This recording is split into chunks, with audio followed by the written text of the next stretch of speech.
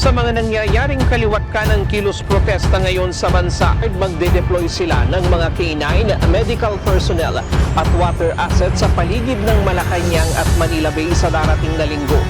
Bilang suporta sa ipatutupad na seguridad sa Maynila sa isasagawang malawakang kilos protesta kontra korupsyon.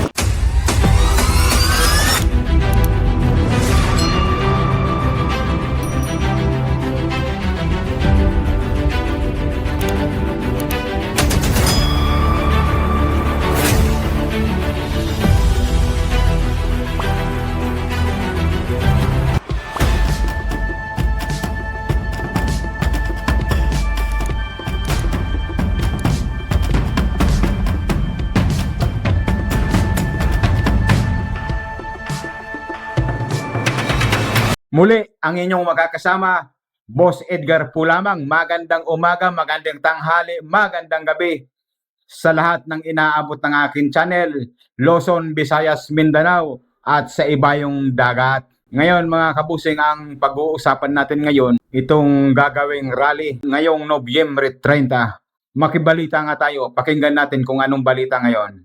Maraming pulis daw ang ide-deploy ng NCRPO sa malawakang kilos protesta ng iba't ibang grupo sa November 30 kumpara noong September 21.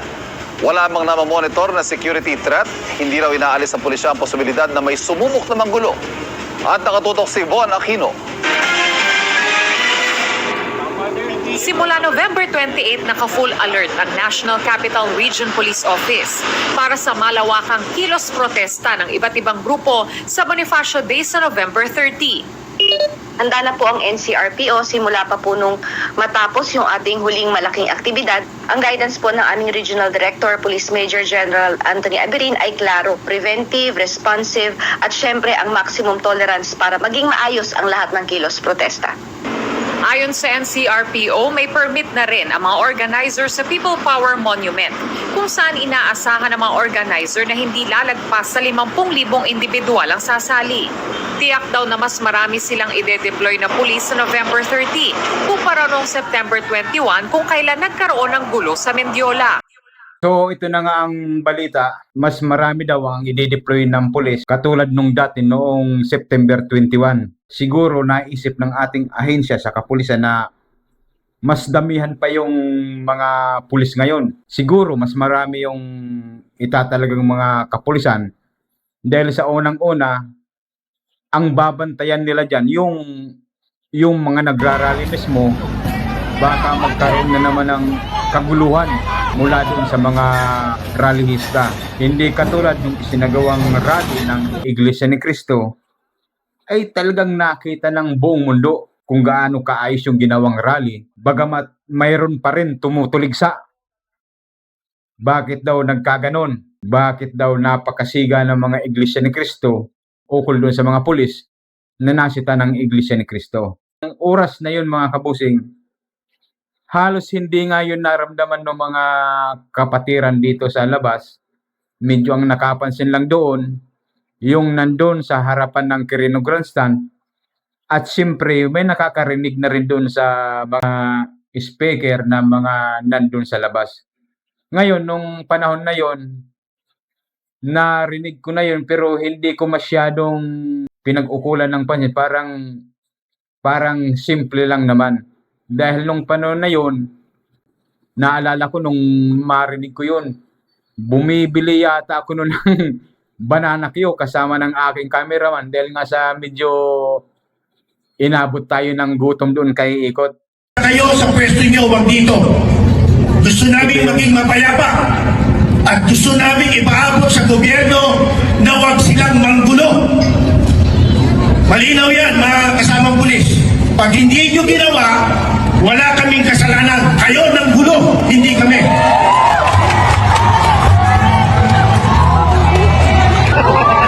Hayaan nyo mga kapatid na umalis silang mapayapa. Hayaan nyo.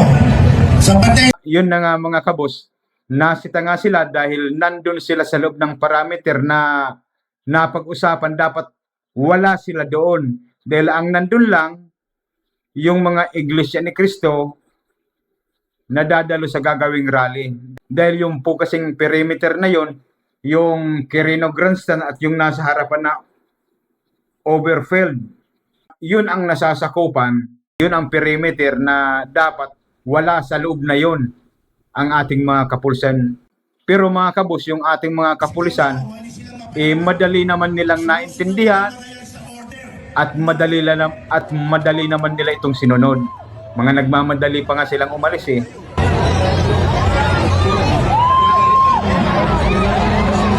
Doon lang kayo sa perimeter, outside perimeter. Kasi doon kayo dapat nagbabantay. Huwag kayong humalo dyan sa loob ng mga kapatid ng Iglesia ni Cristo. This is the Regional Director of NCRPO. All police officers. Yung sinabi ng host ng pagkakataon na yun, talagang sinunod naman ng mga pulis. Wala namang problema yon. Yung bagay na yun, mga boss, minasama na naman yon. Alam niyo ba kung sinong nagmasama na naman nun? Itong bugok na tao na to. Nakialam na naman sa Iglesia ni Cristo. Nakita ko kasi yung account niya, kapag ang vlog niya hindi na ukol sa Iglesia ni Cristo, kakaunti yung comment. Kaya siguro, nag-isip na naman siya na content para makisawsaw na naman sa Iglesia ni Cristo. Para dumami na naman yung views niya, dumami na naman yung mga kukomment sa kanya. Ito ang sinasabi ko sa inyo mga kapatid. Itong mga tao na to, wag na ninyo itong panoorin at lalong-lalo niyang wag kayong mag-comments dito. Dahil pinagkakapirahan lang yung ginagawa ninyong pag-views at pag-comment. Pero yung mga sinasabi niya dito, mga puro imbento lang, meron lang magawa. Meron lang magawang content for the views lang and comment. Pakinggan po natin. Yung sinasabi ng membro ng kulto, ano sabi niya? Hayaan nyo silang lumabas. Hayaan nyo silang lumabas dahil inutusan lang naman yung mga yan. Sumunod. Alam niyo ba kung ano ibig sabihin nun? Parang sa tingin ko, gustong kuyugin, gustong patayin nitong mga membro ng Iglesia ni Manalo, pati ang ating mga kapulisan. Diba? Ba't niya pipigilan kung wala silang balak na masama? So, yun daw mga boss, talagang wala talagang kaalam-alam sa napag-usapan. Ang sabi raw niya, mga pulis yan eh. Ba't papaalisin doon? Na wala namang ginagawang masama. Hindi alam ng bugok na to kung anong pinag-usapan doon. Talagang hindi nga to nakakaintindi. Hindi niya yun naiintindi dahil wala naman tong kaalam-alam. Sabi nga, nakikisaw-saw lang. Mayroon lang masabi. Tuloy pa natin. Bakit nila pipigilan? Bakit niya sasabihin na, wag hayaan nyo sila. Hayaan nyo silang lumabas ng mapayapa. Napansinin nyo kung paano magsalita yung Diablo, malademonyong kulto na to? Mga kababayan, ito na, pinapakita na po ng Iglesia ni Manalo yung sungay nila, kung gaano kataas yung kanilang mga sungay. Diba didiktahan ha? Pati kapulisan didiktahan.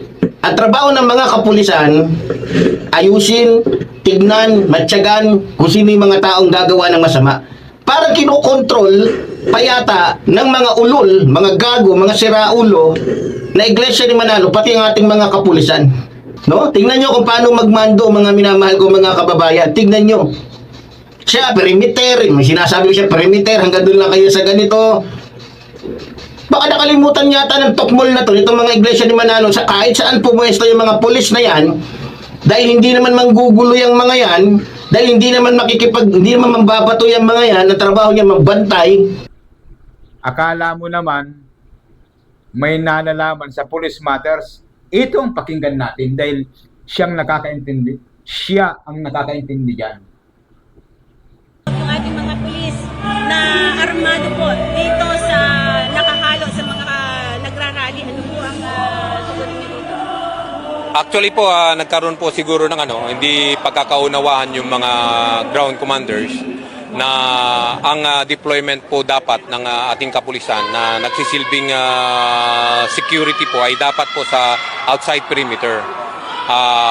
We have to understand na yung mga nakita is talagang nahalo sila, nag-rurubing. So immediately we gave the order na dapat wag silang humalo. Doon lang sila sa perimeter, outside perimeter po. O bugok. Asong Labrador, naintindihan mo na? Naintindihan mo na kung ano yung perimeter na sinasabi? Ngaw-ngaw ka kasi ng ngaw-ngaw. Hindi mo naman naiintindihan yung bagay na yan. Walang taong to, wala nang ginawa dito sa social media kundi sira ng Iglesia ni Cristo. Kahit yung kapayapaan natin sa ginagawa nating rally, nakisawsaw, hindi nakatiis. Hindi talaga makatiis. Napakasaya nga ng rally na yun eh. Palibhasa siya, nagtatago lang sa kabundukan, tumitingin-tingin lang siya sa mga upload ng ibang mga vloggers. Yun ang binibigyan niya ng konklusyon. Nung pagkakataon na yon, tuloy pa rin yung pagbablog ko doon. At ito na nga, nakita ko na yung mga kapulisan natin. Masasayang sila eh. Kaya napakaayos na ang kalagayan nila. Wala man lang problema. Diba? Walang gulo. Napakapayapa. Tuwang-tuwa pa yun na kapulisan natin. Nakakatuwang tingnan. Diba? Ikaw lang namumroblemang asong ulol eh. Pulisan nga eh, mga naglalakad. Mga nakangiti pa sila eh. Ngayon, balikan natin yung gagawing rally ngayon ng November 30. Ayon sa mga usap-usapan, dahil napakarami raw mga organisasyon, mga samahan, kung mga ano-ano pa, baka daw lampasan yung tao ng rally ng Iglesia ni Cristo. Wala namang problema yung kung malampasan ninyo. Pero, ang sinisigurado ko lang, ang hindi ninyo malampasan, yung pagkakaisa ng Iglesia ni Cristo, yung mapayapang rally, sumusunod sa sistema, lahat, simula nung pagdating pa lang ng mga kapatid namin, galing sa iba't ibang lugar. Di ba na napakaayos? Pagpasok pa lang ng mga kapatid papunta doon sa Lunita, papunta doon sa Quirino Grandstand, napakaayos. Mayroon po dyan mga iskan na ginawang martial. Alam po ninyo yung iskan, napakalaking bahagi sa loob ng Iglesia ni Cristo. Dahil sila yung unang-una, sila yung nasa communication, kaya kung makikita po ninyo, mayroon yung mga radyo, kaya mabilis po silang nagkakaintindihan kung ano po yung mga tasking ng ginagawa. Katulad po ng pagpaparking ng mga sasakyan, kaya kung makikita po ninyo, yung pagkakaparking ng mga sasakyan talagang napakaganda. Bagamat umaalalay pa rin sa kanila yung traffic enforcer, siyempre natural sila po talaga yung may responsibilidad, yung traffic enforcer na magsaayos. Pero ang nangyari, umaalalay na lang sila sa iskan dahil sa ang iskan talaga ang batido na sa ganyang sistema. At sa iskan, mayroon pa po silang medic. Doon po sa sinasagawa po naming rally, wala pong problema, may mga istasyon po dyan ng medic. Kung ikaw po nahilo, natalisod dyan, o anumang mga minor accident, walang problema po yon. Dadalhin lang po yon sa iskan na po ang bahala dyan para maglapat ng first aid. Ganun po ka ayos ang Iglesia ni Cristo. Lahat pinag-aaralan yan para maging safety ang mga kapatiran sa Iglesia ni Cristo. Kikita ninyo sa video, lalo na nung tanghali, dahil nag-umpisa naman yung start yung programa alas 4 ng hapon. Ganito yung mga kapatid sa Iglesia ni Cristo. Di ba? Napakaayos na nag-uusap-usap, natutulog, yung iba kumakain, maging yung mga kapulisan po natin, Kung makikita ninyo dyan, kung tingnan ninyo, wala man lang kapuro problema sila. Di ba? Iyan ang rally. Yung mga pulis, yung mga kapulisan po natin, nakakapagpahinga ng maayos, nakakapagtik sa mga pamilya nila, lalong-lalo na yung mga kapulisan po natin hindi taga Maynila, kinukumusta agad ng kanilang mga pamilya kung anong kalagayan na nila dito sa rally. Ano yung sinasabi nila? Huwag kayong mag-alala dahil sa nasa mabuti kaming kalagayan. Walang problema. Kasalukuyan kaming nagpapahinga dito. Kahit yung mga kababayan nating Igorot, galing sa norte, mga sumama rin po sila dito para makipagkaisa sa Iglesia ni Cristo sa isinasagawang rally. Pero tingnan naman po ninyo yung kanilang kultura. Napakasaya, napakasaya. Sumasayaw sila, yung ibig sabihin ng sayaw na yun para sa kapayapaan. Tingnan po natin.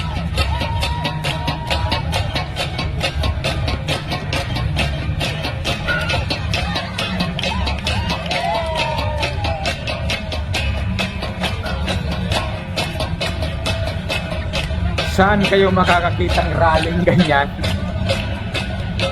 Rally na nagkakasiyahan. Ganyan kaming mga Iglesia ni Cristo. Napakapayapang nagrarally. Laging may kasiyahan sa buhay. Tingnan ninyo. Kahit yung mga kapulisan, duro yung mga pulis na ngayon, mga kababayan nila doon sa Benguet. Kaya nung maispatan natin doon sa kabilang grupo, ayun, nakikisama rin sila sa tugtog ng kanilang tambul ba yun? So napakasaya, di ba? Maging yung pamilya ng mga kapulisan po natin, nung makita nila yung video, yung kalagayan ng mga pulis, talaga naman, halos mangiyak-iyak sila nung makita yung mga asawa nila, yung mga anak nila, na yung mga pulis na nagbabantay sa rally, sa isinagawang rally ng Iglesia ni Cristo, nagpapahinga lang yung mga pulis. Napakaganda nung kalagayan nung mga kapulisan po natin. Kaya yung mga pamilya nila, napakasarap ng kanilang damdamin. At makikita naman ninyo yung kaibahan ng rally ng Iglesia ni Cristo at yung hindi Iglesia ni Cristo. Panoorin po natin. Tingnan po ninyong rally yan, no? Nasa ayos bang pagrarally yan? Pinalalabas ba nila yung kanilang damdamin para sa gobyerno? Hindi naman eh. Namimerwisyo lang. At habang pinapanood ng mga pamilya ng kapulisan po natin, ikaw ba, asawa mong pulis, makita mo yung asawa mo na naghahanap buhay, na nandun sa rally, nakikipagbalyahan ng ganito, na inaasahan mo na yan, padre di pamilya, hinihintay ng mga anak at asawa sa kanilang tahanan. Tapos makikita mo yung asawa mo, ganito ang kalagayan sa rally.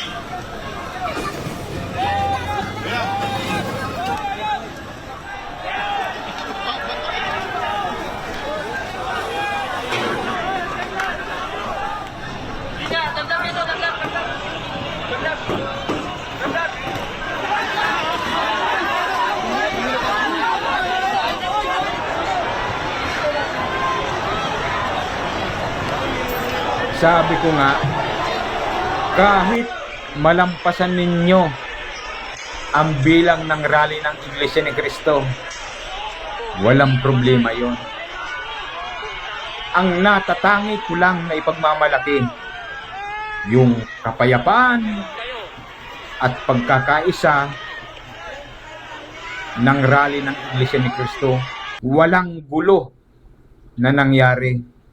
Grabe na talaga, wala talagang makakapantay sa pagkakaisa ng Iglesia ni Cristo kapag nagtawag sila ng mga rally, kapag magkaisa sila ng mga pagtitipon, sila talaga ang pinaka-ma-organize, pinaka-malinis, kasi after nila evacuate yung lugar kung saan sila nagtipon, ay kanya-kanyang dampot ng kanilang mga basura at kanya-kanyang bitbit ng kanilang basura, no? So, world-breaking pa rin ang Iglesia ni Cristo sa kanilang katapatan, kaayusan, kalinisan, kapayapaan at pagkakaisa. Kaya sabi ko, mapapasana all ka na lang talaga sa kapatiran ng Iglesia ni Cristo. Ang experience namin sa Iglesia ni Cristo, sa maraming pagkakataon, I've been in the city for almost 3 decades. And so many rallies, minsan multi-sectoral rallies led by Iglesia ni Cristo. After which, wala kang makikitang bakas ng gulo, bakas ng pagtatapon o pagkakalat. Kasi ang paniwala namin at base rin sa mga nagdaang karanasan, ang Iglesia ni Cristo at mga kapatid ay organisado at may malasakit sa kapwa. Sa nangyayari ngayon sa ating mundo, lalong-lalo na dito sa bansang Pilipinas, kapag ang pamamahala, ang Iglesia ni Cristo, magtagubili na ganito ang gawin natin, agad po tayong makipagkaisa. Sinasampalatayanan natin na kapag salita ng pamamahala, galing yan sa taas. Lalo po natin pag-ibayuhin ang ating mga paglilingkod sa Diyos. Lagi tayong dumalo sa mga aktibidad, sa lahat ng bagay. Dahil kung iintindihin po natin yung mga nangyayari sa mundo, lalong-lalo na dito sa Pilipinas, talagang may stress ka. Kaya kinargahan po tayo ng pamamahala ng mga aktibidad para lalo po tayong dumikit sa ating Ama. Wala na po tayong ibang aasahan sa mundong ito, lalo na sa bansang Pilipinas, siyempre, ang Amang nasa langit. Kaya mga kababayan ko, hindi lang po humantong sa paghanga ang inyong mga nakikita, ang inyong damdamin. Sinisigurado ko na mayroon po kayong kaibigan dyan, Iglesia ni Cristo, at sinisigurado ko rin yayayain kayo ng kaibigan ninyong Iglesia ni Cristo na kayo'y imbitahan sa aming mga pamamahayag, sa aming pagsamba. Pagbigyan po ninyo ang isang maayos na kaibigan. Ang gusto niyan, kung anong nakita niyang mabuti sa kanyang sarili, gusto rin niya na makasama kayo sa ikabubuti sa pamumuhay natin sa mundo ito. Andyan lang po mga kababayan, mga kabos, mga kapatid, ang inyong nakasama, Boss Edgar po lamang. Patuloy po tayong manood, mag-subscribe para lagi po natin na-update kung ano pong nangyayari sa ating bansa. Hanggang dyan na lang po. Muli, magandang umaga po sa inyong lahat. Bye-bye.